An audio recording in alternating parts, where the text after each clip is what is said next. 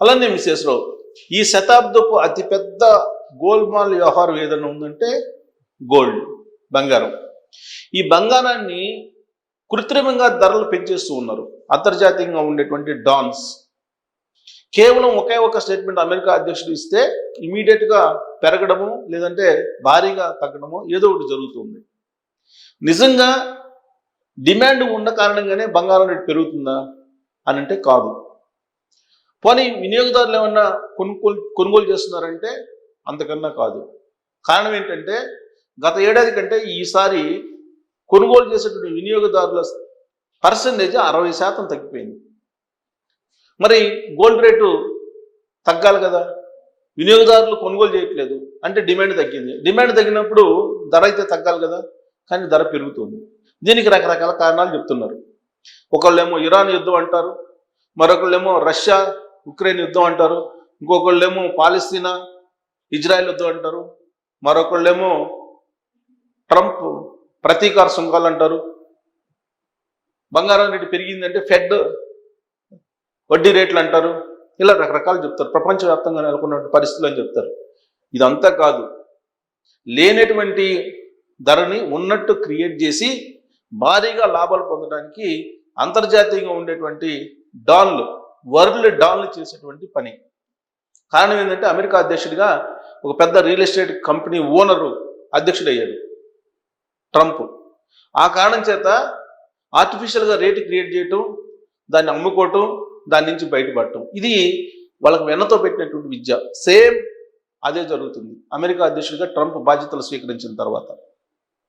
లేదంటే బంగారం రేటు పెరిగేంత పరిస్థితులు ఏమున్నాయి అంటే ఒకటే ఒకటి కనిపిస్తుంది. యుద్ధ వాతావరణం నెలకొంది కాబట్టి ఆయా దేశాల యొక్క కరెన్సీ పడిపోకుండా ముందస్తుగా గోల్డ్ని కొనుగోలు చేసి పెట్టుకున్నాయి రిజర్వ్ బ్యాంకులు అనేది ఒకటే చెప్తూ ఉన్నారు. మరి ఇది ఎన్ని రోజులు, యుద్ధం వస్తుందా రాదా అనేది తెలీదా? ఆపరేషన్ సింధూర్ ప్రారంభమైన తర్వాత అది వెంటనే ఆగిపోయింది. ఆపరేషన్ సింధూర్ స్టార్ట్ అవగానే బంగారం రేటు పెరిగింది. మరి ఆపరేషన్ సింధూర్ ఆగిపోగానే బంగారం రేటు తగ్గాలి కదా, తగ్గల. పోనీ స్వల్పంగా తగ్గింది అనుకున్నాం. మరి పెరగడమేమో అనూహ్యంగా పెరుగుతుంది, తగ్గడమేమో స్వల్పంగా తగ్గుతుంది. మరి దీన్ని ఏమంటాం? అలాగే రష్యా ఉక్రెయిన్ ఈ యుద్ధం జరుగుతుంది దాదాపు 2022 నుంచి జరుగుతుంది. మరి 2024 నుంచే భారీగా పెరిగింది కదా బంగారం. పెరిగేది ఏదో 2022లోనే భారీగా పెరగాలి కదా, మరి 2024లోనే భారీగా ఎందుకు పెరిగింది? సో రెసిప్రోకల్ ట్యాక్స్ని తగ్గించేశారు ట్రంప్. అంటే బంగారం రేటు తగ్గాలి కదా, మరి ఎందుకు పెరుగుతుంది? దీనికి సమాధానం స్పష్టంగా ఉండదు. అంటే ఒక గ్యాంబ్లింగ్, ఒక గోల్మాల్ నడుస్తుంది బంగారం మార్కెట్లో. ఎలా నడుస్తుంది అని అంటే, నెంబర్ 1 ఆర్టిఫిషియల్ క్రియేట్ చేస్తున్నారు, ఆర్టిఫిషియల్గా అంతర్జాతీయంగా డిమాండ్ చేస్తున్నారు. ఇప్పుడు ఔన్స్ బంగారం నిన్న కాక మొన్న $5,000 తగ్గింది అంతర్జాతీయ మార్కెట్లో. మరి ఇప్పుడు నిన్న ఇవాళ జరిగిన పరిణామాలు ఏంటి? ఎందుకు అంతర్జాతీయంగా $5,000 దాటిపోయింది మళ్ళా అంతర్జాతీయ మార్కెట్లో? ఇప్పుడు ప్రతీకార సుంకాలని ఆయన తగ్గించేశాడు. తగ్గించినప్పుడు తగ్గాలి కదా బంగారం. మొన్నటి వరకు ఏం చెప్పారు? ప్రతీకార సుంకాలని వేశాడు ట్రంప్ 50%, అందుకే బంగారం పెరిగింది అన్నారు. మరి అదే నిజమైతే ప్రతీకార సుంకాలను తగ్గించారు కదా, బంగారం తగ్గాలి కదా, మరి ఎందుకు పెరుగుతుంది?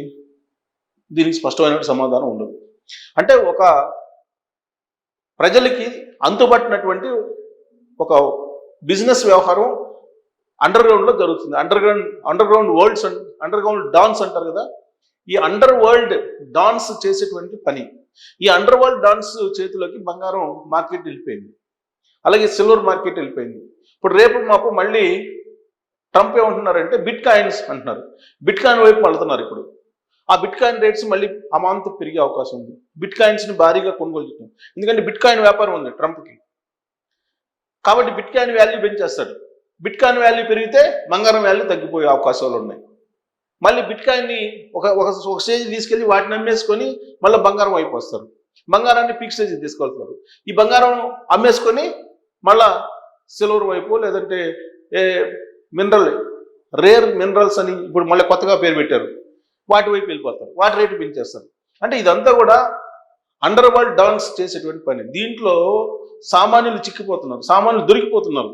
ఎవరైతే పీక్ స్టేజ్లో ఉన్నప్పుడు బంగారమో వెండో కొనుగోలు చేస్తున్నారో వాళ్ళు భారీగా నష్టపోతున్నారు. అనాలిసిస్ చేసేటువంటి వాళ్ళు కూడా, అంతర్జాతీయంగా అనాలిసిస్ చేసేటువంటి ప్రముఖ కంపెనీలు కూడా ఎగ్జాక్ట్గా చెప్పలేకపోతున్నాయి.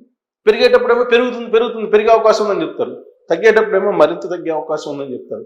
ఇప్పుడు మనం గత కొన్ని రోజుల నుంచి చూస్తే ఎంత కన్ఫ్యూజ్ చేస్తున్నారంటే మార్కెట్ని, ఉగాది లోపల బంగారం రేటు భారీగా తగ్గే అవకాశం ఉందని చెప్పి కొంతమంది చెప్తారు. లేదు ఉగాది లోపల బంగారం మళ్ళీ 1,80,000కి వెళ్ళే అవకాశం ఉంది తులం అని చెప్పి మరికొంతమంది చెప్తుంటారు. సో ఇవాళ మార్కెట్ చూస్తే నిన్న మొన్న పరుగులు పెట్టినటువంటి బంగారం మార్కెట్ ఇవాళ కొంత స్లో అయిందని చెప్పి సంబరపడేటువంటి లోపలే ఇవాళ 500 తగ్గింది గ్రామ్కి. రేపు 1000 పెంచేస్తారు. అంత భారీగా పెంచేటువంటి పరిస్థితులు అప్పటికప్పుడు 24 అవర్స్లో ఎందుకు వస్తాయి అంటే ఇది గ్యామ్లింగ్. సో ఇవాళ మార్కెట్ ఏంటి, బంగారం మార్కెట్ ఏంటి చూద్దాం. ఇవాళ బంగారం మార్కెట్ ఏంటి, సిల్వర్ మార్కెట్ ఏంటి అనేది చూద్దాం. సో బంగారం రేటు ఇది ఇవాళది. యాజ్ ఆఫ్ నో హైదరాబాద్ బంగారం మార్కెట్ చూస్తే 24 క్యారెట్ల బంగారం గ్రామ్ వచ్చేసి 15,442 రూపాయలు ఉంది. నిన్నటికంటే 502 రూపాయలు తగ్గింది. 22 క్యారెట్ల బంగారం వచ్చేసి 14,155 ఉంది. నిన్నటికంటే 460 రూపాయలు తగ్గింది. 18 క్యారెట్ల బంగారం వచ్చేసి గ్రాము 11,582 రూపాయలు ఉంది. ఇవాళ నిన్నటికంటే ఇవాళ 376 రూపాయలు తగ్గింది. అంటే తులం బంగారం వచ్చి 24 క్యారెట్లు వచ్చేసి 1,54,000 హైదరాబాద్ మార్కెట్ సుమారుగా. 22 క్యారెట్లు వచ్చేసి 1,40,000, 18 క్యారెట్లు వచ్చి 1,15,000 రూపాయలు ఉంది తులం. అదే సిల్వర్ చూద్దాం. ఇవాళ మార్కెట్ తగ్గింది బంగారం మార్కెట్. అలాగే సరే గోల్డ్ చూద్దాం ఫస్ట్. సో గోల్డ్ చూడండి, గోల్డ్ రేటు నిన్నటికి వాళ్ళకి తేడా ఇచ్చాడు. ఇప్పుడు మనం లాస్ట్ ఇదిగోండి ఇక్కడ చూడండి వరుసగా ఎంత పెరిగిందో 551.76. అంటే ఇక్కడ పెరుగుదలమే ఎక్కువగా ఉంది ఈ 2 రోజులు. ఇవాళ తగ్గింది, మళ్ళీ రేపు 1,000 రూపాయలు పెంచేస్తారు. ఈ పెరగడం ఏమో ఎక్కువ పెరుగుతుంది చూడండి. ఒకసారిగా 1,177 రూపాయలు పెరిగింది. పెరగడం కన్నా తగ్గడం అనేది చాలా వ్యూహాత్మకంగా తగ్గిస్తుంటారు, పెంచడం అనేది చాలా వ్యూహాత్మకంగా పెంచుతుంటారు. అంటే గ్యాంబ్లింగ్ ఇదంతా కూడా, ఇదంతా గ్యాంబ్లింగే. ఈ గ్యాంబ్లింగ్లో సామాన్యులు చిక్కిపోతున్నారు. ఇప్పుడు పొలిటీషియన్సే గ్యాంబ్లింగ్ అయిపోయారు. అంతర్జాతీయంగా ఉండే అమెరికా లాంటి దేశానికి అధ్యక్షుడైనటువంటి ట్రంపే ఈ వ్యాపారంలో ఒక డాన్గా వ్యవహరిస్తున్నాడు అనేటువంటి ఆరోపణలు ఉన్నాయి. సిల్వర్ వచ్చేసి 20 రూపాయలు తగ్గింది. సిల్వర్ కిలో 300 రూపాయలు తగ్గింది. ఇవాళ 3 లక్షలు ఉంది సిల్వర్. ఇవాళ కేజీ 20,000 తగ్గింది ఇవాళ సిల్వర్. ప్లాటినం చూద్దాం. ప్లాటినం చూడండి హైదరాబాద్ మార్కెట్లో. సో ప్లాటినం రావట్లేదు, సరే సిల్వర్ వచ్చింది. ప్లాటినం రేటు ఇంకా ఇవ్వలేదు. సో సిల్వర్ది ఇది పరిస్థితి. సో ఈ బంగారం హెచ్చు తగ్గులు అనేవి ఒక చిన్న కాజును పట్టుకొని అది పెరిగిందనో తగ్గిందనో చెప్తూ ఉంటారు. బట్ అసలు వాస్తవం అది కాదు. ఈ వీళ్ళు పొలిటీషియన్స్ ఆడుతున్నటువంటి, బ్లాక్ మనీ హోల్డర్స్ ఆడుతున్నటువంటి పెద్ద గేమ్. బ్లాక్ మనీ హోల్డర్స్ వాళ్ళే బిస్కెట్లు కొంటారు, వాళ్ళే కడ్డీలు కొంటారు, బంగారం కడ్డీలు హోల్డ్ చేస్తారు. ఒక స్టేజ్కి తీసుకెళ్ళిన తర్వాత బంగారం రేట్ హైక్ చేస్తారు. ఇప్పుడు మనకు తెలంగాణలో రియల్ ఎస్టేట్ని ఏదైనా పెంచేశారు. కేసీఆర్ గారు 100 కోట్లకు తీసుకెళ్లారు ఎకరా, రేవంత్ రెడ్డి గారు 150 కోట్లకు తీసుకెళ్లారు. ఆ కారణంగా రియల్ ఎస్టేట్ పరిస్థితి హైదరాబాద్లో ఇవాళ హైదరాబాద్లో రియల్ ఎస్టేటు సామాన్యులకు అందనేటువంటి విధంగా వెళ్ళిపోయింది. అలా అని చెప్పేసి రియల్గా డిమాండ్ ఉందంటే లేదు. బిల్డర్లు బోర్డులు తిప్పేటువంటి పరిస్థితి.